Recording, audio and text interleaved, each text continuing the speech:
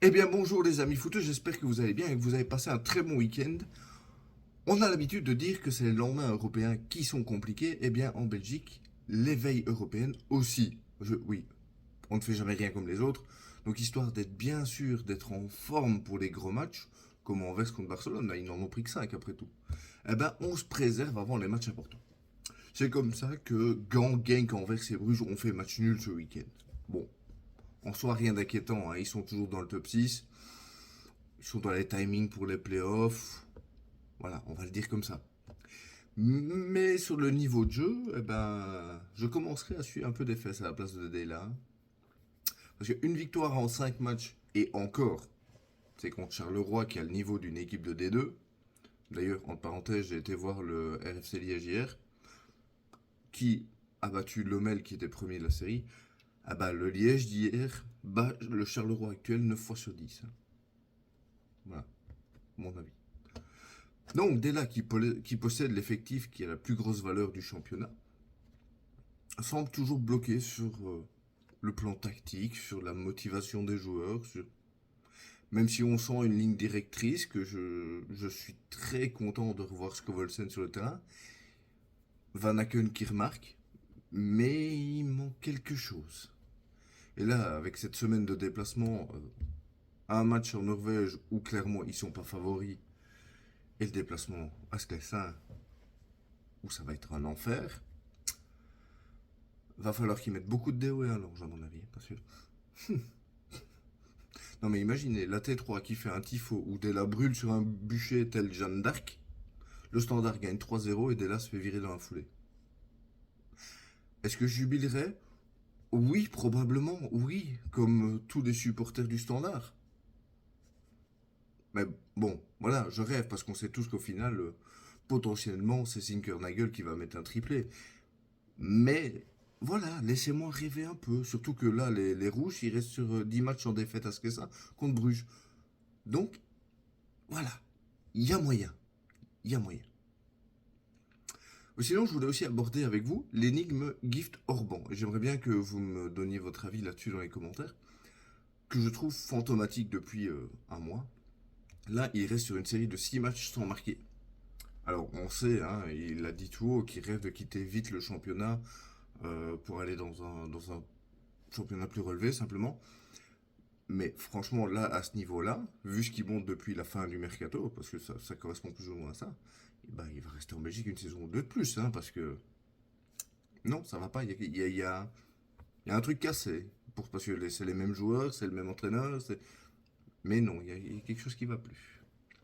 Et puis sinon, sans transition aucune, parce que je n'en trouve pas. Et puis finalement, bah, c'est lundi pour tout le monde. Donc à un moment, moi aussi, j'ai droit à un petit moment de faiblesse. Je voulais parler de ce qui se passe à Lyon pour le moment. Ah mais si, elle est là en fait, ma transition, c'est la faiblesse.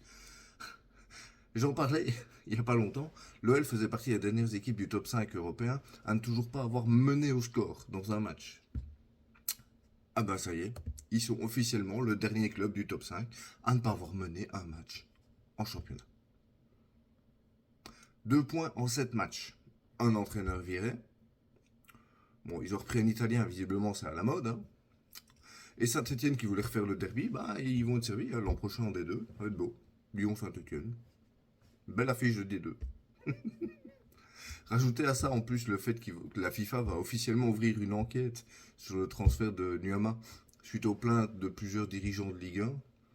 Hein, Nuama, vous savez, l'attaquant que le WDM a acheté 25 millions, soit à peu près 2 fois la valeur de son effectif entier, pour le prêter dans la foulée à Lyon.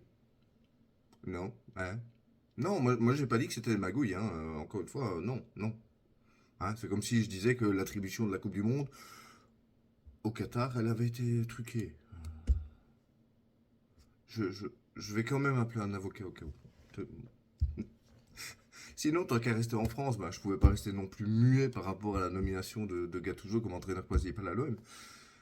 Quand je vous dis que les Italiens sont à la mode, si au moins c'était des bons, quoi. Bon, j'attends un peu de voir vos avis aussi. Je sais qu'il faut toujours attendre avant de juger, etc. Mais bordel, pourquoi Gattuso? Ce mec s'est fait virer de tous ses postes. 7 fois. Alors, ok, tous les coachs ou presque se font virer au moins une fois, mais ici, c'est 7 fois en 7 clubs. Voilà.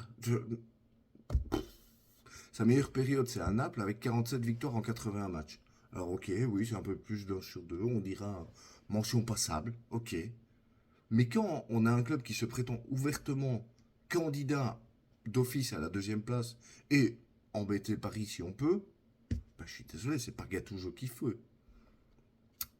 Non, ben non, non, ce mec, oui, il va brutaliser les joueurs, il va leur gueuler dessus, il va peut-être les motiver parce que bah, clairement, ce qui s'est passé à Paris, non. Mais je suis pas très très optimiste sur la chose, on va dire. Et tant qu'on est sur les recherches d'explications aussi, est-ce que quelqu'un peut m'expliquer cette photo? Alors ok, Origi, il a pas énormément de temps de jeu, mais là... Alors soit il venait de manger du cassoulet, soit il s'est mis en collègue avec Eden Hazard. Là, je... Mais voilà, dites-moi ce que vous en pensez. Mais personnellement, j'aurais pas voulu être derrière lui pour la photo. Et j'aimerais terminer cette semaine sur un petit portrait d'un joueur que j'apprécie énormément et qui est devenu un héros pour tout un club. Vous connaissez le proverbe hein, qui dit que nul n'est prophète en son pays. Et ça, André-Pierre Gignac l'a compris en s'exilant au Mexique, dans le club des Tigres.